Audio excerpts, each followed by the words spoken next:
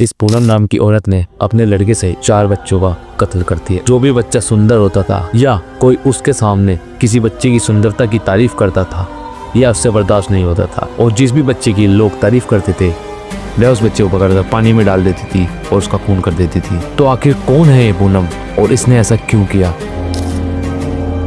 1 दिसंबर 2025 एक घर में शादी का माहौल है। तभी घर में एक कोहराम मचता है कि विधि नहीं मिल रही है, विधि नहीं मिल रही है। विधि एक 6 साल की बच्ची है जिसे वहाँ सारे लोग ढूंढ रहे हैं। कुछ देर बाद विधि की बॉडी एक बाथटब में मिलती है। सब उस बॉडी को देखकर शॉक हो जाते हैं कि वह बाथटब बहुत छोटा है, लेकिन विधि उसके अंदर डूबकर मर चुकी थी। घर वाले पूरी तरह घबरा जाते हैं। वह पुलिस को बुलाते हैं। पुलिस आती है। पुलिस बाथटब को देखकर हैरान हो जाती है। एक छोटे से बाथटब में कोई लड़की डूबकर कैसे मर सकती है? पुलिस को एक हादसा नहीं लग रहा था, उन्हें लग रहा था कि एक सोची समझी चाल है।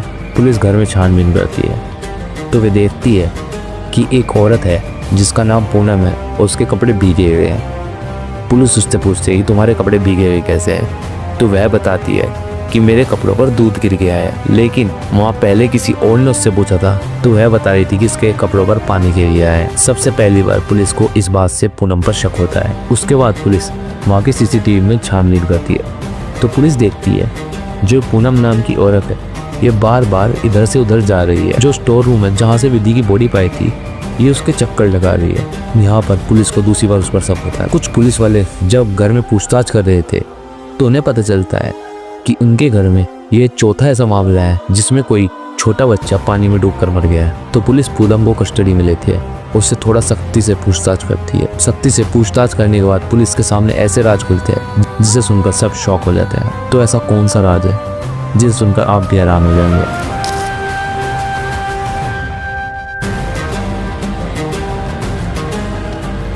सन 2019 सोनीपत। यहाँ की रहने वाली पूनम की शादी नीरज नाम करके एक लड़के से होती है। 1 साल बाद सन 2020 में पूनम को एक लड़का होता है जिसका नाम वह शुभम रखती है। जो शुभम है वह अपनी माँ जितना खूबसूरत नहीं था, तो जब भी कोई रिलेटिव उससे मिलता था तो वह उससे कहते थे कि पूनम ये तुम्हारा जो बच्चा है ये तुम्हारे जितना सुंदर नहीं है। स्टार्टिंग में पूनम ने इसे इग्नोर करना स्टार्ट करा, लेकिन बाद में जब लोग ये कहते थे कि पूनम तुम्हारा बच्चा तुम्हारे जितना सुंदर नहीं है तो उसके मन में पता नहीं क्या कैसी मानसिक स्थिति हुई उसकी कि जब कोई आदमी उससे कहता था कि तुम्हारा बच्चा सुंदर नहीं है और ये बच्ची देखो ये तुम्हारे बच्चे से सुंदर है, उसे ये सब चीजें हर्ट करने लगी और उसके अंदर गुस्सा बढ़ता चला जा रहा था। फिर तारीख आती है 23 नवंबर 2023। पूनम की ननद की बेटी इशिता जिसकी उम्र 11 साल है वह उसके घर आती है। जब वह देखती है कि जो उसकी ननद की बेटी है वह उससे सुंदर है, उसके अंदर ईर्ष्या का भाव उत्पन्न होता है। तो 23 नवंबर को उसका पति काम के सिलसिले में बाहर गया हुआ था तो वह घर पर अकेली थी और उसके साथ उसका बेटा और इशिता सावली। उसने अपना ईगो सेटिस्फाई करने के लिए इशिता को अपने घर की छत पर ले जाती है। पानीपत में हर घर पर एक टंकी होती है जिससे पानी सप्लाई होता है, तो वह इशिता को उस पानी की टंकी में डुबोकर मार देती है। तो वह देखती है कि उसका जो बेटा है जिसकी उम्र 3 साल है वह पीछे से उसे देख रहा है। उसके मन में पहले तो ये आता है कि 3 साल का बच्चा क्या ही किसी को बताएगा, लेकिन वह अपने खिलाफ सबूत नहीं छोड़ना चाहती थी। इस वजह से वह अपने 3 साल के बच्चे को भी उसी पानी की टंकी में डुबोकर मार देती है। फिर वह अपने पति को बुलाते हैं और घर पर रोने की एक्टिंग करती है। तो किसी का भी पूनम पर शक नहीं जाता है। सबके मन में यही आता है कि इशिता मरी है, इसने अपना बेटा खोया है। सबकी सिंपैथी उसके साथ थी। इस तरह करके ये केस यहाँ से शांत हो जाता है। ऐसे करके समय बीतता जाता है। पूनम अंदर ही अंदर खुश थी कि अब कोई भी उसे ये नहीं कहेगा कि उसका बेटा सुंदर नहीं है या कोई उससे सुंदर है। अगस्त 2025 पूनम अपने मायके जाती है। वहाँ जाकर पूनम की नज़र जिया पर पड़ती है। जो ये जिया है यह 6 साल की है। वह पूनम के चचेरे भाई की बेटी है। इसे देखकर पूनम के अंदर फिर से इनसिक्योरिटी आ जाती है। फिर से ईगो उसके सामने आ जाता है कि यह मेरे से सुंदर कैसे है।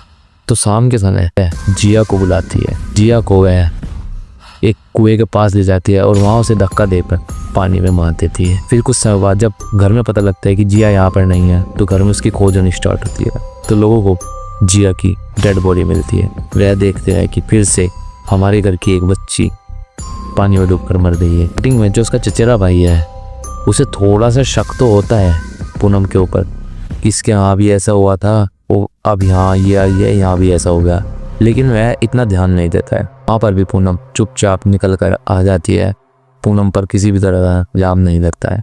फिर कुछ महीनों बाद पूनम का जो पति है नीरज, उसके मामा के बेटे और बेटी की शादी थी 30 नवंबर और 1 दिसंबर। नीरज अपनी पत्नी को लेकर वहाँ पर जाता है तो वहाँ एक विधि नाम करके लड़की होती है जिसकी उम्र 6 साल है। वह ऐसे देखकर फिर से जलन महसूस करती है क्योंकि सब विधि की तारीफ कर रहे थे कि वह कितनी सुंदर है, वह कितनी प्यारी लग रही है। पूनम से ये सब फिर बर्दाश्त नहीं होता है। वो पूनम जो वह 6 साल की विधि है उसे लेकर छत पर चली जाती है। कुछ देर बाद बारात निकलनी थी। पूनम को बारात में जाना था लेकिन वह नीरज से कहती है कि मेरी तबीयत खराब है, बारात में नहीं जाओ। बारात निकल जाती है लेकिन विधि और उसके घर वाले थोड़ी देर में जाने वाले। तो जो पूनम होती है वह विधि को अपने साथ स्टोर रूम के पास ले जाती है। स्टोर रूम से वह बाथटब निकालती है। उस बाथटब में वह पानी भरकर विधि की गर्दन पकड़कर उस बाथटब में दे देती है और जब तक विधि मर नहीं जाती वह उसे उस पानी में रखती है। सब चीज़ों के दौरान पूनम के जो कपड़े हैं वे गीले हो चुके थे। वह नीचे आती है। लोग उससे पूछते हैं कि उसके कपड़े गीले इतने हैं। तो कभी वह बताती है कि उसके ऊपर पानी गिर गया था, कभी वह दूध का बहाना लेती है। उस समय तो लोग उसे छोड़ देते हैं कि चलो कोई नहीं। फिर जब लोग विधि को ढूंढने लगते हैं कि इधर विधि कहाँ गई, विधि कहाँ गई, जब लोगों को पता चलता है कि विधि पानी में डूबकर मर गई है, वे पुलिस को बुलाते हैं। पुलिस आती है, पुलिस इन्वेस्टिगेट करती है। इन्वेस्टिगेशन के दौरान इन सब चीज़ों का पता लगता है। उसके बाद पुलिस पूनम से रफली इन्वेस्टिगेट करती है तो उन्हें पता चलता है कि पूनम को सिर्फ इस बात से दिक्कत थी कि कोई भी उसके घर में उससे यह सुंदर नहीं होना चाहिए। उसने पुलिस को बयान देते हुए कहा था, मुझे उन सब लड़कियों से नफरत है जो उससे सुंदर है। जो ये केस है वो एक साइको सीरियल किलर की कैटेगरी में आता है। ऐसे ऐसे केस हमारे सामने आते हैं जिन्हें देखकर हमें इंसानियत से भरोसा उठ जाता है।